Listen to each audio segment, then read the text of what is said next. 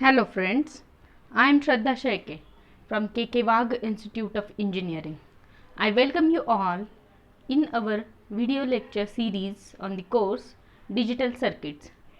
In this series, we are now talking about sequential logic design. Objectives of this lecture are to talk about what is a flip-flop and its types, preset and clear terminals, excitation table of the flip-flops. We know that digital systems are broadly classified into two types of the circuits, that is a combinational circuit and a sequential circuits. Combinational circuits are those circuits in which output at any instant of the time depends on the present inputs. The examples of the combinational circuits are adders, subtractors, code converters, multiplexers, etc. In our previous lectures, we have discussed about combinational circuit design in detail. Sequential circuits are those circuits in which output at any instant of time depends on the present input plus previous outputs. So, previous outputs need to be stored somewhere. That's why memory elements are required in sequential circuits. Examples of the sequential circuits are counters, shift resistors, flip-flops, etc. Clock is required in the sequential circuits and clock is not required in the combinational circuits. The first element of the sequential circuit is the flip-flop.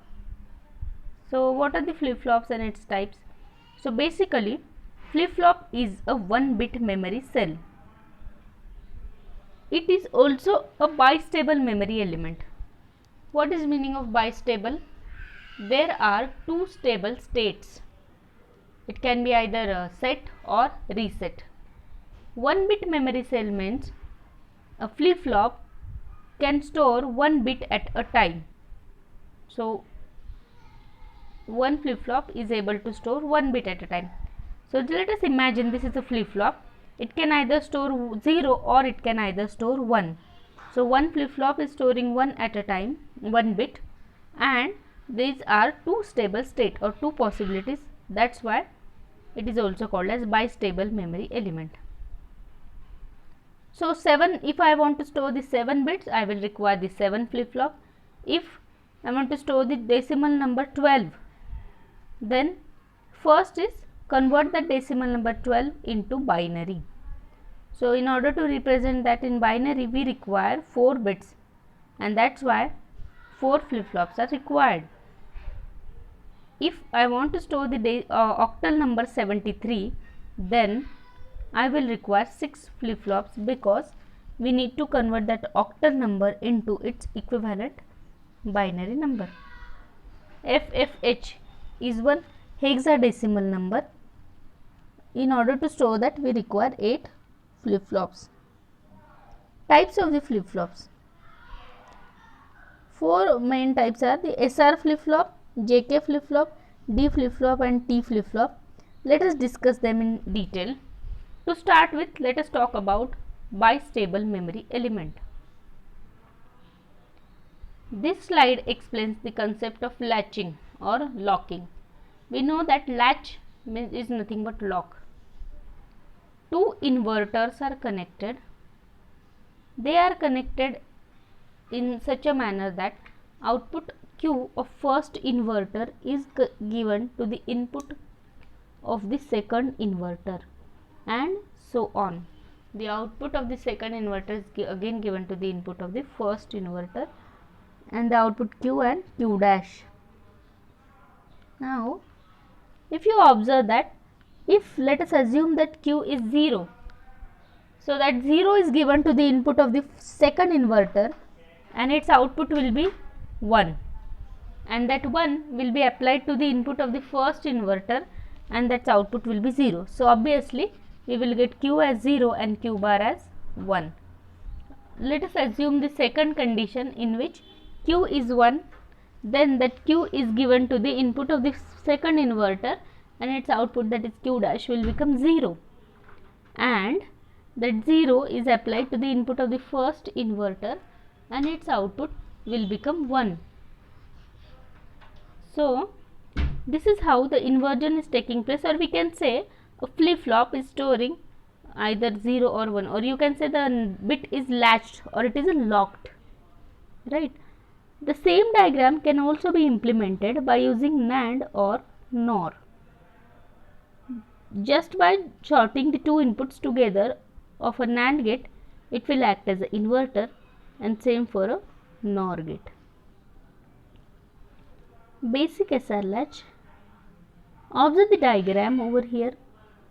Two NAND gates are connected in a cross coupled fashion, but the first input of the NAND gate 1 is called as a S dash, and the second NAND gate, its one input is R dash. The second diagram shows the block diagram representation of the basic SR latch. This is not a SR flip-flop. After this we are going to discuss about the SR flip-flop. Let us talk about how this circuit will work. There are two NAND gates used over here. We know the truth table of the NAND gate. If both the inputs are 1, then only output of the NAND gate is 0. On the other hand, its output is 1. So we can assume, or we can conclude that for a NAND gate, if any input is 0, its output is forced to be 1. Let us start discussing about the operation of this circuit. When both the inputs S dash and R dash are 0, 0, as per our discussion, when any input is 0 for a NAND gate, its output is forced to be 1, and Q and Q dash both will become 1. This is never possible that any variable and its complement are having same values. That's why we need to race or avoid this condition. This race has nothing to do with the race around condition in the JK flip-flop.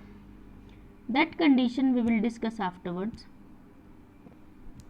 So first, when S dash and R dash is 0, 0, we have to avoid.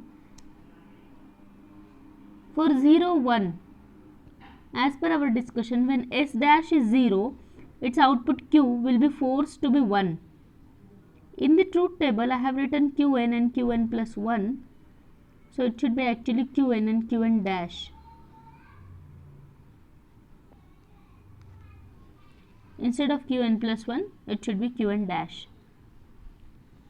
So whenever S is 0 and R is 1, at that time Q is 1, because as per the logic, whenever for a NAND gate, if any input is 0, its output will be forced to be 1. So Q will become 1, and that 1 is applied to the second NAND gate, and both the inputs are 1 for that, because R is 1. And as per the truth table, Q dash, that is the output of the second NAND gate, will be 0, and this is called a set condition. Whenever input is S dash is 1 and R dash is 0. So now R dash is 0, so the output of the second NAND gate will be forced to be 1, that is Q dash will become 1, and that 1 is applied to the S dash. It is applied to the NAND gate whose one input is S dash.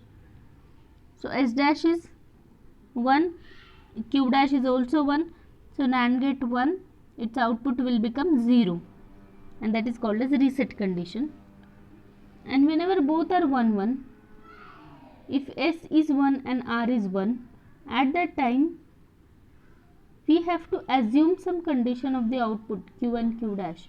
So let us assume that Q is equals to 0 and R dash is 1. So if Q is 0 and R dash is 1, its output Q dash will become 1. That 1 will apply to the first NAND gates.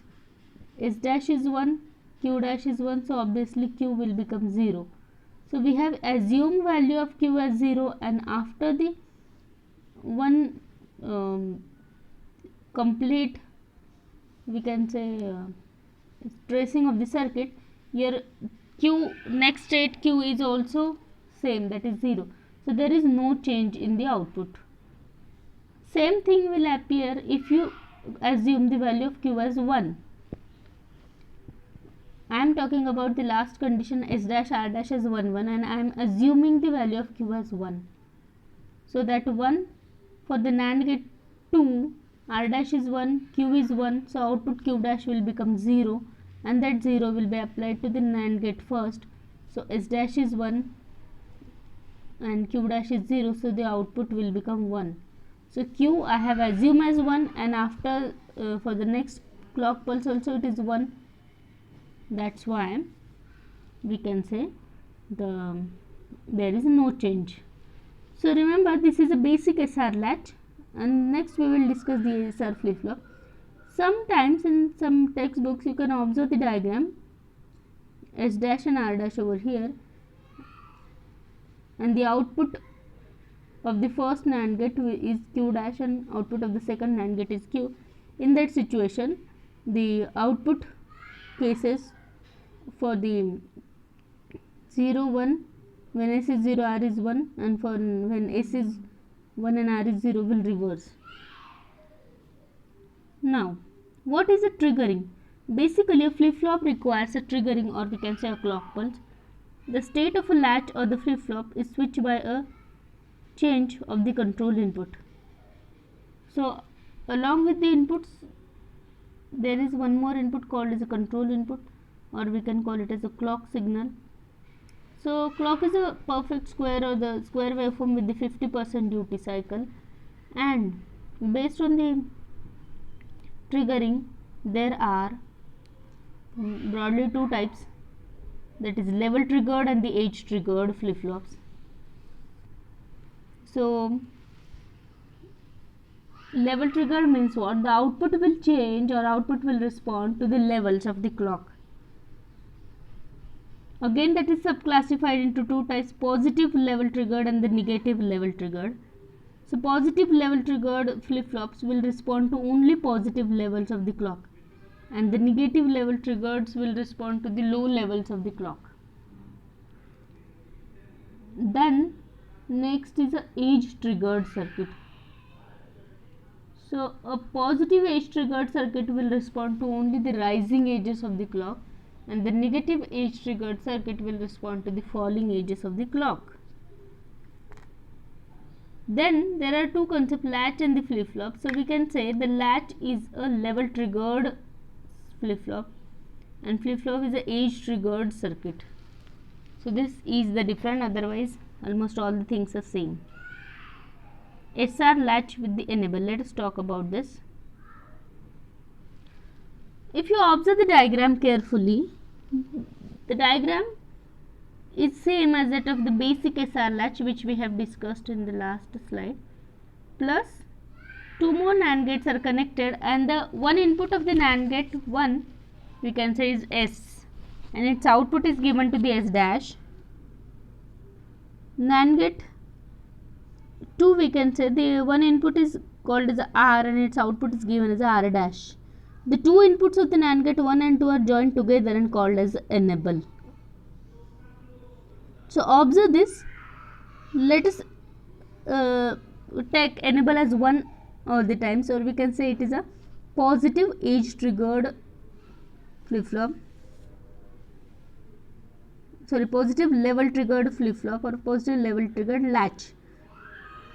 That's why it's whenever enable is 1, at that time let us first discuss the operation, and then what will happen when enable is 0. Let us assume that when enable is 1, and the first condition when S is 0 R is 0 in this diagram, and enable is 1. So when both S and R is 0, its output S dash and R dash will become 1 1. And as per the operation of this circuit, basic SR latch, which we have discussed in the previous slide. Whenever S dash and R dash in this circuit are 1 1, at that time output is no change. That's why the first condition, when S and R is 0 0, your output is no change. Second condition, when S is 0 and R is 1, when S is 0, because enable is 1 all the time, when S is 0, S dash in this diagram will become 1 and R dash will become 0 because E is 1, R is 1. So S dash is 1, R dash is 0. As per the previous operation, for that condition your output is 0 and Q and dash will be 1. Third condition, when enable is 1, S is 1 and R is 0. For this, your R dash is 1 and S dash is 0, and as per the operation of the circuit, your output will be 1 and its complement will be 0. And the last condition, when both the inputs are 1 1, enable is also 1 and S is also 1, R dash is also 1. Sorry, S is also 1, R is also 1. For that condition, both S dash and R dash will become 0 0, and as per the operation of that circuit, it is not possible because we have to avoid that, because your output Q and Q dash may have the same value. Now last condition, what will happen if enable itself is 0? If enable is 0, your output S dash and R dash both will be equals to 1, and as per that operation of the basic SR latch, when S dash and R dash both are 1, output is no change. So this is how our circuit will work. Now what will happen if there is a rising edge or falling edge of the clock? For that conditions also, irrespective of values of S and R, your output is no change. So better way is to remember only these four conditions: 0 0 0 1 1 0 1 1. For 0 0, output is a no change. For 0 1, output is also 0 1, that is a reset condition. For 1 0, output is 1 0, that is set, and for 1 1, we have to avoid that situation. So all these things will be performed only when there is, let us say, we have to write the truth table for the rising edge triggered flip flop. Then all this truth table will be followed only when clock is having the rising edge. If there is a falling edge, or if enable is 1 or enable is 0, it will not be performed, means output is no change. Same thing will be followed for the falling edge also. So we will remember only the four cases, and the condition for the enable and clock we can write that. One more thing, for the JK flip flop, first three conditions of the SR and JK are same, only the last condition will change. That we will discuss afterwards. Observe the timing diagram of the SR flip flop. This is the diagram for the rising edge triggered SR flip flop. You can observe the diagram. Green lines indicate the values of the S and R. For the first rising edge, when S is 1, R is 0, output is 1. For the second rising edge, when S is 0, R is 1, output will be 0.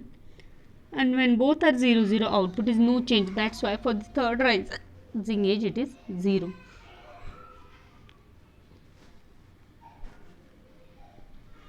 Thank you.